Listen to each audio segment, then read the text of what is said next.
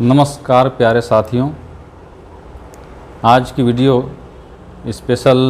आप सभी जान रहे हैं कि आज CGPSC प्रीलिम्स 2023-24 का रिज़ल्ट आ चुका है और इसी रिज़ल्ट की विषय वस्तु को लेकर मैं आपके सामने हाजिर हुआ हूं। तो शिक्षा परिवार की ओर से उन सभी सफल अभ्यर्थियों को बहुत बहुत शुभकामनाएं, और जो इस परीक्षा में असफल हुए उनकी भावी रणनीति क्या होगी, इन्हीं चीज़ों को लेकर मैं आप लोगों के सामने हाजिर हुआ हूँ। तो चलिए देखते हैं क्या क्या चीज़ें हैं। सबसे पहली बात मैं बताना चाहूँगा दोस्तों, जब मैं प्रीलिम्स एग्ज़ाम कंडक्ट हुआ था और उसके बाद जब मैंने कटअप के वीडियो बनाए थे तो बहुत सारे नकारात्मक कमेंट्स आए थे। जैसे कुछ लोग तो यहाँ तक बोल दिए थे कि कुछ लोग ऐसे ही चले आते हैं यूट्यूब में वीडियो बनाने के लिए, कुछ भी वीडियो बना देते हैं, इतना ज़्यादा कटअप नहीं जाएगा। और अब रिज़ल्ट देखकर सभी की आंखें खुली की खुली रह गई। आप रिज़ल्ट देखे होंगे दोस्तों, तो रिज़ल्ट में आपको बताना चाहूँगा कि OBC, ठीक है, OBC जो ओपन, इसका जो है मैक्सिमम कटअप गया था 164 और मिनिमम जो गया है दोस्तों 136। शिक्षा परिवार की ओर से मेरे द्वारा ये जो सामान्य का जो कटअप बताया गया था दोस्तों, लगभग मैंने उसी के आसपास बताया था। तो कहीं न कहीं, ठीक है, 130 प्लस मैंने जो है कटअप बताया था सामान्य वर्ग के लिए। और यही अगर ST की बात करें दोस्तों, तो मैंने लगभग जो है 50% प्लस 100 अंक इसी के आसपास बताया था। और ST ओपन में आप देख रहे हैं इसका कटअप गया है 106। तो देखिए दोस्तों, मैं आपको ये बताना चाहूँगा कि अच्छे कोचिंग वाले बहुत कम कटअप बताकर, ठीक है, स्टूडेंट्स को गुमराह कर रहे थे। और मैं जो ये कटअप बताया दोस्तों, मेरे को सपना नहीं आया था कि इतना कटअप जाएगा। मैं आप ही लोगों से रिव्यू लेकर, पेपर का लेवल देखकर, कितने क्वेश्चन ऐसे हैं जो एकदम टफ लेवल के हैं जिनको स्टूडेंट छोड़ेंगे, इन सब को देखकर, सलाह मशवरा लेकर अपने साथियों से, तब जाकर यह कटअप बनता है दोस्तों। और यह जो कटअप है ये संभावित रहता है।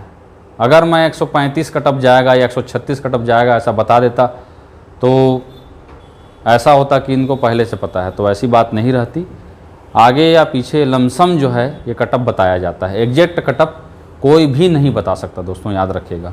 इसके पहले भी जब मैंने SI का कटअप बताया था दोस्तों, ठीक है, SI का कटअप बताया था मेंस का, तब भी उसी के आसपास उसका रिजल्ट गया था।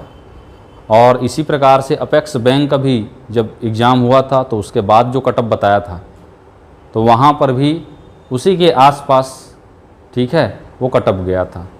तो नेगेटिव कमेंट्स वाले बहुत थे कि ऐसा नहीं जाएगा वगैरह वगैरह, ठीक है, तो उनके मुंह पर ये तमाचा था दोस्तों, ठीक है। और मैं अपने आप को हमेशा मोटिवेट रखकर पॉजिटिव थिंकिंग के साथ, ठीक है, कटअप बताने का प्रयास करता हूँ, आगे भी करता रहूँगा। मैं उन कमेंट्स के पीछे नहीं जाता। हालांकि थोड़ी निराशा ज़रूर होती है कि ऐसा कमेंट्स करने वाले भी रहते हैं, लेकिन ठीक है, इनको भी, ठीक है, ज़रूरी है मार्केट में रहना, ठीक। तो याद रखिएगा। अब देखिए यहाँ पर जो कटअप है वो इस प्रकार से गया है। अब इसमें 15 गुना लोगों को, ठीक है, मेंस के लिए बुलाएगा। तो जो यहाँ पर क्वालिफाई किए उनको बहुत बहुत बधाई।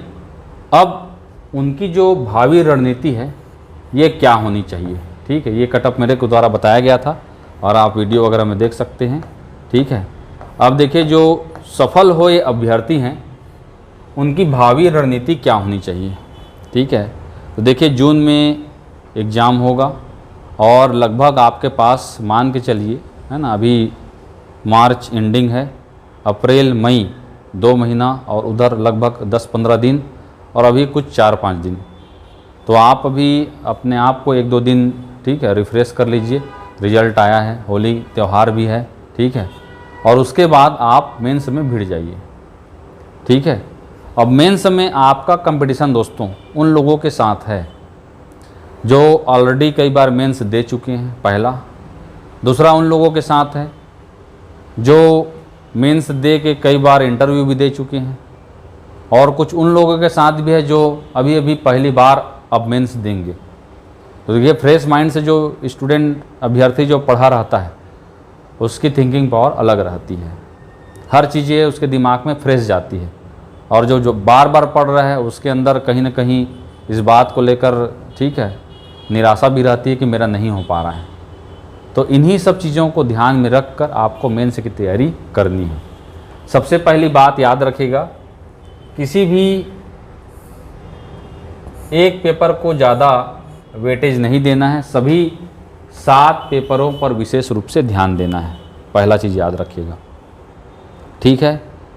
7 पेपर में कौन कौन से सब्जेक्ट हैं। पहले पेपर में जैसे लैंग्वेज का है, देखिए लैंग्वेज के पेपर में मैं आपको बताना चाहूँगा, लैंग्वेज का जो पहला पेपर है ये एक बहुत इम्पॉर्टेंट पेपर है। पूछिए क्यों? क्योंकि ये पहला पेपर है, पहला चीज़। दूसरा, इसमें 3 सब्जेक्ट, हिंदी, छत्तीसगढ़ी और इंग्लिश, 3 सब्जेक्ट है। इसमें मैं देखा हूँ दोस्तों कि जो भी मेंस देते हैं उनके नंबरों में बहुत अंतर रहता है। किसी का नंबर मैं देखा 92, 94 ऐसा जाता है, और जो टॉप करते हैं उनका नंबर लगभग 140 तक जाता है। ये कितना बड़ा नंबरों का अंतर है आप देख सकते हैं दोस्तों। और पहला पेपर अगर आपका अच्छा जा रहा है तो मैं मानता हूँ उससे आपको एक अच्छा कॉन्फिडेंस मिलेगा बाकी अन्य पेपरों के लिए, ठीक है। और पहला ही पेपर देखे होंगे, पहला ही पेपर अगर आपको बिगड़ जाता है तो कहीं ना कहीं मोरल क्या हो जाता है, डाउन हो जाता है। तो आपको दोस्तों पहला पेपर को बहुत अच्छे से पढ़ना है, बहुत अच्छे से तैयारी करना है और कोशिश करना है कि वो अच्छा ही जाए। क्योंकि लैंग्वेज का पेपर ऐसा होता है कि यहाँ पर डिस्क्रिप्टिव बहुत कम होते हैं, ठीक है। मतलब जो होते हैं वो 2 नंबर, हिंदी में, छत्तीसगढ़ी में, इंग्लिश में 2-2 नंबर के होते हैं। 5 नंबर 7 नंबर में जो अनसीन पेसेस वगैरह है, ठीक है, ये सब जो हैं लेटर राइटिंग वगैरह यही सब आते हैं, तो उनको देखना है। बाकी 2-2 नंबर का प्रश्न यहाँ पर पूछा जाता है। तो यहाँ पर एक बात आपको ध्यान में रखना है दोस्तों, 2 नंबर में नंबर काटने की गुंजाइश कम रहती है। जैसे 15 नंबर के प्रश्न आए तो वहाँ पर आप कितना भी लिख लो, एक एवरेज नंबर दिया जाता है, और बहुत अच्छा लिखे तो 15 में 10 नंबर दे देंगे, 12 नंबर, ठीक है। लेकिन 2 नंबर में कितना काटेंगे? 2 नंबर में अगर आप 4 लाइन 5 लाइन जो स्पेस दिया रहता है उतना अगर आप लिख रहे हैं तो वहाँ पर नंबर काटने के चांस कम रहते हैं, पहला चीज़।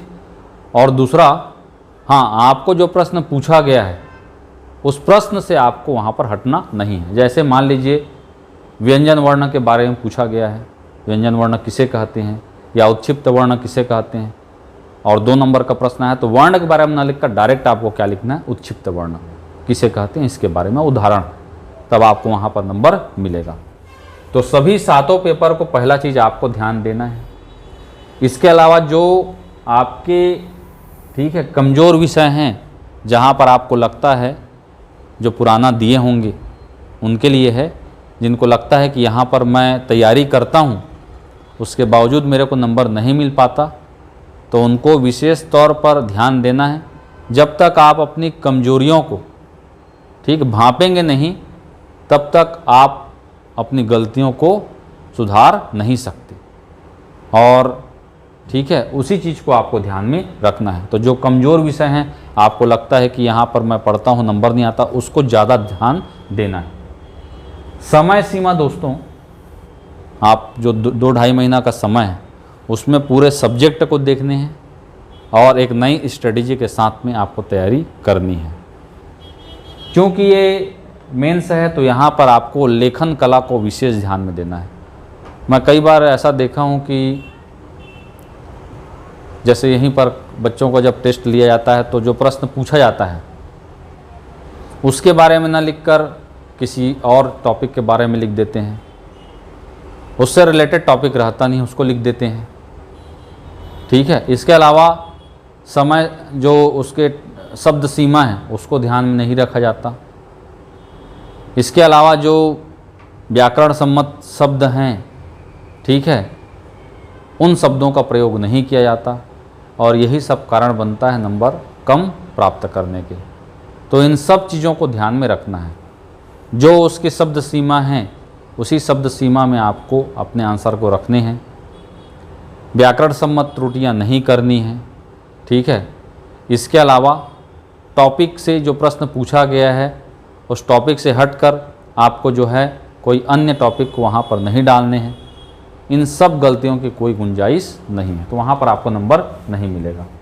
तो लेखन कला पर विशेष ध्यान देना है। जिसका राइटिंग अच्छा नहीं है वो थोड़ा राइटिंग अच्छा बनाने का प्रयास करें, ठीक है, चाहे वो इंग्लिश मीडियम वाला हो चाहे वो हिंदी मीडियम वाला हो। इसके अलावा जितनी आपकी थिंकिंग पावर रहेगी उतना ही जल्दी आप चीज़ों को भाप पाएंगे, सोच पाएंगे और लिख पाएंगे, मैं ये मानता हूँ। क्योंकि आपको पता होगा कि पेपर जो है तीन दिन में, ठीक है, लगभग जो है 3.5 दिन में यह पेपर समाप्त हो जाता है। एक दिन में 2 पेपर होते हैं, मतलब 3-3 घंटा तो 6 घंटा तो आपको पेपर ही देना है, ठीक है। तो वहाँ पर जल्दी से जल्दी सोच कर अगर आप लिखोगे नहीं, पेपर आंसर शीट लेके बैठे रहोगे तो समय चला जाएगा और आप लिख नहीं पाओगे। तो जल्दी जल्दी लिखोगे कब? जब आपके सोचने का पावर ज़्यादा होगा। क्वेश्चन की गंभीरता को देखते हुए आपको उसके आंसर को लिखना है जल्दी से जल्दी। दूसरा, उस समय 6 घंटा आपको पेपर ही लिखना है, पूरा आंसर शीट लिखना है। तो वहाँ पर आपका हाथ जरूर, सामान्य सी बात है, हाथ उंगलियाँ दुखेंगी। तो आपको अभी से उसका प्रैक्टिस करना है, लिखने की प्रैक्टिस करते रहना है, ठीक है। और लिखना भी किस में है दोस्तों? जो मेंस की कॉपी आती है, ठीक है, इस प्रकार की जो कॉपी आती है, क्योंकि क्वेश्चन इसी आंसर शीट में इसी प्रकार से लिखना है। तो जो लैंडस्केप कॉपी आती है, प्रैक्टिस सिर्फ उसी में करना है। ऐसा क्यों बोल रहा हूँ? क्योंकि आप पोर्ट्रेट में करेंगे तो आपको लगेगा मैं 8 लाइन लिख रहा हूँ, लेकिन जब लैंडस्केप में आप करेंगे तो ये 8 लाइन कितने हो जाएंगे? 4 लाइन हो जाएंगे दोस्तों, याद रखना है आपको। इसके अलावा एक चीज़ और मैं बोलना चाहूँगा, बड़े बड़े प्रश्नों को कम शब्दों में कैसे आंसर लिखें या छोटे छोटे प्रश्नों को बड़े आंसर कैसे बनाएं, कैसे लिखें, इसका भी नॉलेज आपको रखना है। वो सब प्रैक्टिस से होगा, ठीक है। जैसे एक बार, ठीक है, कोई एक 8 नंबर का प्रश्न, ठीक है, सुवा नृत्य के बारे में आया था दोस्तों। सुवा नृत्य के बारे में बताइए। अब ये सुवा नृत्य के बारे में हम ज़्यादा नहीं जानते, ये 8 नंबर का प्रश्न आया था, ठीक है। सिंधु घाटी सभ्यता की विशेषताओं के बारे में बताइए, 2 नंबर का प्रश्न आया। अब विशेषताएँ तो बहुत सारी हैं। या सिंधु घाटी सभ्यता के किन्हीं 2 महत्वपूर्ण स्थलों के बारे में बताइए। तो सिंधु घाटी सभ्यता में तो कई सारे महत्वपूर्ण स्थल हैं, उसमें किस 2 महत्वपूर्ण स्थल को बताना है, दैट इज़ इम्पॉर्टेंट। इन सारा चीज़ों को आपको ध्यान में रखकर अपनी तैयारी को करनी है, ताकि आप मेंस में अच्छे से अच्छा स्कोर ले आएँ। क्योंकि आपको पता होगा पहले इंटरव्यू में 150 नंबर था, अब उसको भी क्या कर दिया गया है, कम कर दिया गया है, अब वो 100 नंबर का हो गया है, ठीक है। तो पूरा जो खेल है दोस्तों, ये आपके रिटन एग्ज़ाम में ही होगा। आपको इसमें ज़्यादा से ज़्यादा नंबर लाना है ताकि उच्च पदों पर आपका चयन हो।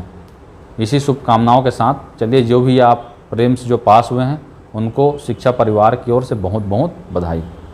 अब दूसरा जो पहलू है दोस्तों, वो ये कि जिनका एग्ज़ाम नहीं निकला, जो सफल नहीं हुए, ठीक है, उनके लिए क्या? अच्छा, जो इनका एग्ज़ाम अच्छा गया उनके लिए दोस्तों अभी जो है हमारे यहाँ, ठीक है, मेंस की जो बैच है वो चल रही है, जहाँ पर पेपर 6, पेपर 3 और पेपर 6 की क्लासेस चल रही हैं।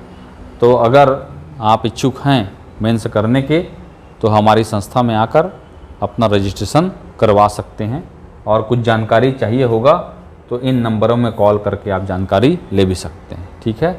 चलिए अब देखिए, ऐसे अभ्यर्थी जो असफल हुए, ठीक है, उनके लिए मैं यही कहूँगा दोस्तों कि कड़ी जो मेहनत है वह असफलता के कड़वे स्वाद को कम कर देती है, मिटा देती है।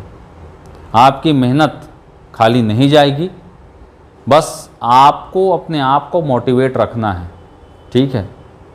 असफलता में ही कहीं ना कहीं दोस्तों क्या छिपी हुई है?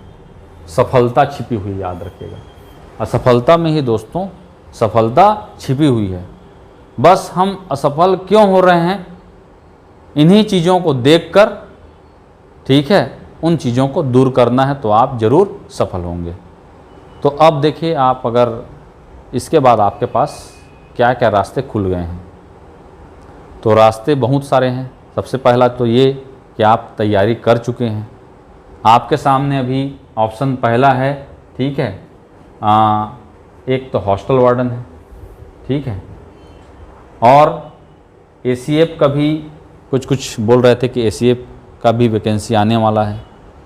तो अगर एसीएफ की तैयारी करना चाहते हैं तो आप एसीएफ की तैयारी में भिड़ जाइए। नहीं तो हॉस्टल वार्डन का तो वैकेंसी ओपन हो चुका है 300 पद का, ठीक है, 300 पद का हो चुका है। ये भी मान के चलिए जुलाई वगैरह में इसका एग्ज़ाम होगा। तो इसमें आपको अब क्या तैयारी करना है? सिर्फ कंप्यूटर एक सब्जेक्ट है, ठीक है, एक सब्जेक्ट है आपका बाल मनोविज्ञान, और कुछ करंट अफेयर, ठीक है, योग अध्ययन वगैरह भी इसमें जुड़ गया है। बाकी सब आप पढ़ चुके हैं। बस आपको इन सब्जेक्टों को ध्यान में रखना है और तैयारी में लग जाना है। मैं नहीं बोलता कि आप यहीं पर एक पीएससी का तैयारी करने वाला क्यों हॉस्टल वार्डन का एग्ज़ाम देगा, ऐसी सोच नहीं रखनी है।